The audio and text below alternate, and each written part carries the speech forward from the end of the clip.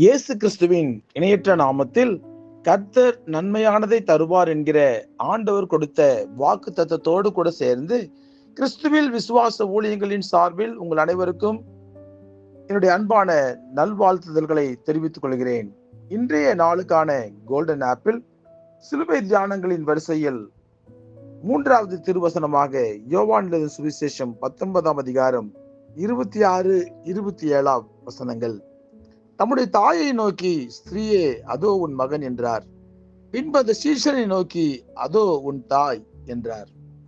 இயேசு கிறிஸ்து சிலுவையில் தொங்கிக் கொண்டிருந்த இடத்தில் அவரோடு கூட சிறு வயதிலிருந்தே பழகியவர்களும், அவரோடு கூட சீஷர்களாக இருந்து ஊழியம் செய்தவர்களும் மற்றும் அவருடைய சிநேகிதர்களும் என்று அவரோடு சம்பந்தப்பட்டவர்கள் எல்லாரும் சிலுவைக்கு அருகில் இருந்தார்களா என்று கேட்டால் அதுதான் இல்லை.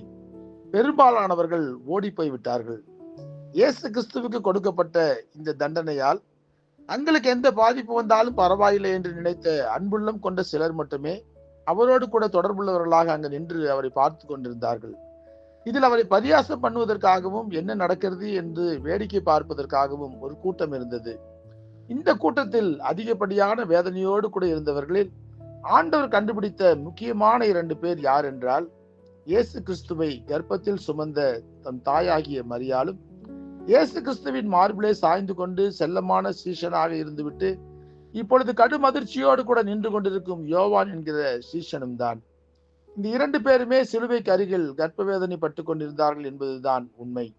சிலுவையிலும் ஆண்டவர் தன்னுடைய தாயை பராமரிக்கிற பொறுப்பை பற்றி கவலைப்பட்டார் என்று எல்லோரும் சொல்லுவார்கள். தாயையும் தகப்பனையும் கனம் பண்ண வேண்டும் என்கிற கட்டளையை நன்கு அறிந்தவர் தான் அவர். ஆனால் ஊழியம் செய்ய வந்த பிறகு தன்னை அனுப்பின பிதாவுக்கு அடுத்த ஸ்தானத்தில் தான் ஸ்திரீயாக தன்னுடைய தாயாகிய மரியாளையும் கூட ஆண்டவர் வைத்திருந்தார். இருந்த போதிலும் தன்னை கர்ப்பத்தில் சுமந்த தாய்க்கு மிகுந்த வேதனை இருக்கும் என்பதை அவர் உணர்ந்த அதே வேளையில் தன்னோடு கூடவே ஊழியம் செய்து தன்னுடைய மார்பில் சாய்ந்து அன்பு பாராட்டி தன்னிடம் பெற்ற தாய் அன்பை இழக்கப் போகிறோமே என்கிற வேதனையோடு கூட இருக்கிற யோவானையும் அவர் தனியாக விட்டுவிட விரும்பவில்லை. அதனால்தான் நான் உங்களை தாய் தேற்றுவது போல தேற்றுவேன் என்று வாக்குத்தத்தம் கொடுத்த ஆண்டவர் சிலுவைக்கு அருகில் வேதனையோடு நின்று கொண்டிருந்த 2 பேருக்குமே மனதிற்கு ஆறுதல் கிடைக்கக்கூடிய ஒரு விஷயத்தை உண்டாக்கி கொடுத்தார். தன் தாயின் மீது இருந்த அதே கரிசனை தன் மார்பின் மீது சாய்ந்திருந்த யோவான் மீதும் அவருக்கு இருந்தது என்பதை நாம் மறக்கக்கூடாது. ஏனென்றால் அவருடைய அன்பில் எப்பொழுதுமே சுயநலம் இருந்தது கிடையாது. தங்களுடைய குடும்பத்தையும் பார்க்க வேண்டும், அதே சமயம் வேதனையோடு கூட இருக்கிற மற்றவர்கள் மீதும் நமக்கு கரிசனை இருக்க வேண்டும். அதனால்தான் சிலுவையிலும் மரியாள், யோவான் 2 பேரையுமே உண்மையான அன்பை பகிர்ந்து கொள்ளக்கூடிய உறவுகளாக அவர் மாற்றினார். அவர் 2 பேருக்குமே ஆண்டவர் பாராட்டின அதே அன்பு தேவைப்பட்டது. ஆண்டவர் அவர்களை கைவிடவில்லை. பெற்றோர்களை, வயதானவர்களை, வழியற்றவர்களை, வேதனையோடு கூட இருப்பவர்களை பார்த்து கரிசனை நாம் கொள்ள வேண்டும். நாம் சந்திக்கும் பிரச்சனைகளை மனதில் வைத்துக் கொண்டு வேதனைகளோடு கூட இருப்பவர்களை இன்னும் வேதனைப்படுத்தி விடாதீர்கள். தாய்க்கும் தாய் அன்பு வேண்டும். தாயிடமிருந்து வந்த அனைத்து பிள்ளைகளுக்கும் தாய் அன்பு வேண்டும். அந்த அன்பை ஆண்டவர் மட்டுமே தர முடியும். ஆண்டவருடைய கிருபை உங்கள் அனைவரோடும் கூட இப்பொழுதும் எப்பொழுதும் சதா காலமும் இருப்பதாக. ஆமேன், ஆமேன். இயேசு கிறிஸ்துவின் இணையற்ற நாமத்தில் உங்கள் அனைவருக்கும் என்னுடைய வாழ்த்துதல்களை தெரிவித்துக் கொள்கிறேன். சிலுவை தியானங்களில் நாம் தியானிக்க இருக்கிற 4வது திருவசனம் மத்தேயு எழுதின சுவிசேஷம் 27ஆம் அதிகாரம் 46ஆம் வசனம். என் தேவனே, என் தேவனே, ஏன் என்னை கைவிட்டீர்? பாடுகள் பெருகுகிறது போல இயேசுவால் வரும் ஆறுதலும் பெருகுகிறது என்று பவுல் அப்போஸ்தலன் கூறுகிறார். எப்படி இயேசு கிறிஸ்துவால் ஆறுதலை கொடுக்க முடியும்? எப்படி என்றால், இயேசு கிறிஸ்து பாடுகளின் வழியே கடந்து போனவர்.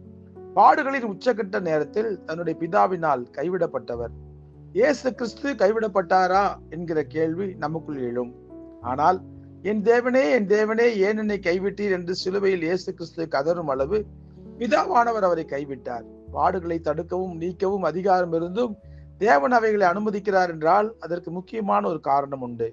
தம்முடைய சாயலாக அவர் உருவாக்கிய மனுஷனுடைய வாழ்க்கை சீரடைய வேண்டும். மனிதனுடைய குணங்கள் செவ்வையானதாக மாற வேண்டும். அதற்கு பலவித கரடுமுரடான பாதைகளின் வழியாக கடந்துதான் போக வேண்டும். அப்பொழுது கிடைக்கின்ற அனுபவங்கள் தான் வாழ்க்கையை அழகுபடுத்துகின்றன என்பது உண்மை. அப்படி ஒரு நல்ல வாழ்க்கையை நமக்கு கொடுப்பதற்காக தேவன் தம்முடைய ஒரே பேரான குமாரனை சிலுவையிலே பாடுகளை அனுபவிப்பதற்கு ஒப்பு கொடுத்தார். அப்பொழுது இயேசு கிறிஸ்து தனக்கு வந்த கைவிடப்பட்ட சூழ்நிலையை தாங்கிக் கொண்டார் என்பதும், நம்மை பாவங்களிலிருந்து மீட்டெடுப்பதற்காக சகித்துக் கொண்டார் என்பதும் தான் நாம் சிந்திக்க வேண்டிய விஷயம். ஏதாவது ஒரு விதத்தில் ஒவ்வொருவரும் துன்பங்களை சந்தித்துதான் தீர வேண்டும். அதற்கு யாரும் விதிவிலக்கு அல்ல என்பதை சிலுவையில் ஆண்டவர் நமக்கு சொல்லிக் கொடுத்தார். தனக்கும் தன்னை அனுப்பின பிதாவுக்கும் தொடர்பு இருந்து கொண்டே இருப்பதை இந்த கேள்வியின் மூலம் ஆண்டவர் நமக்கு உணர்த்துகிறார். நாம் எப்படி ஜெபிக்கிறோம், ஆலயத்துக்கு ஏன் செல்கிறோம், உபவாசத்தோடு கூட ஆண்டவரை நோக்கி பார்க்கிறோம் என்பதெல்லாம் நமக்கு கிடைத்துள்ள ஆவிக்குரிய ஏணிகள் தான். இவற்றின் வழியாக ஏறி எந்த அளவு சோதனைகளை ஜெயித்து பிசாசின் தந்திரங்களை முறியடிக்கிறோம் என்பதே இந்த வாழ்க்கையில் நாம் பெறுகின்ற வெற்றி ஆகும். ஆகவே இயேசு கிறிஸ்துவை போலவே எவ்வளவு சோதனைகள் வந்தாலும் ஆண்டவரையே நாம் சார்ந்து கொள்ளுவோம். கைவிடப்பட்ட சூழ்நிலைகளில் இருந்து தப்பித்து ஆண்டவருக்காக நாம் எழும்பி பிரகாசிப்போம். கண்டிப்பாக கர்த்தர் நன்மையானதை தருவார். ஜெபிப்போமா? அன்புள்ள ஆண்டவரே, இந்த உலகத்திலே பல சமயங்களிலே நாங்கள் கைவிடப்பட்டு விட்டோமோ என்ற சந்தேகம் எங்களுக்குள் எழுகிறது. ஆனால் உம்மை நோக்கி பார்க்கும்போது, உம்மை நோக்கி ஜெபிக்கும் போது, உம்மிடத்திலே எங்கள் விண்ணப்பங்களை வைக்கும் போது, நீங்க அவை எல்லாவற்றையும் கரிசனையோடு கூட கேட்டு எங்களை எல்லா விதமான நெருக்கங்களிலுமிருந்தும் பாடுகளிலுமிருந்தும் எங்களை விடுதலை ஆக்குகிறீர் என்பதை நாங்கள் உணர்ந்து எப்பொழுதும் நாங்கள் உமக்கு நன்றியுள்ளவர்களாக இருக்க கிருபை தாங்கப்பா. எங்களுக்கு வருகிற பாடுகள் எல்லாம் தற்காலிகமானதுதான். சிலுவையிலே நீர் மரணத்தை ஜெயித்தது போல இந்த உலகத்திலே பிசாசின் தந்திரங்களையும் நாங்கள் ஜெயித்து காட்ட எங்களுக்கு பலன் கொடுங்க. இயேசு கிறிஸ்து என்கிற வல்லமையுள்ள நாமத்தில் ஜெபிக்கிறோம் நல்ல பிதாவே. ஆமேன், ஆமேன்.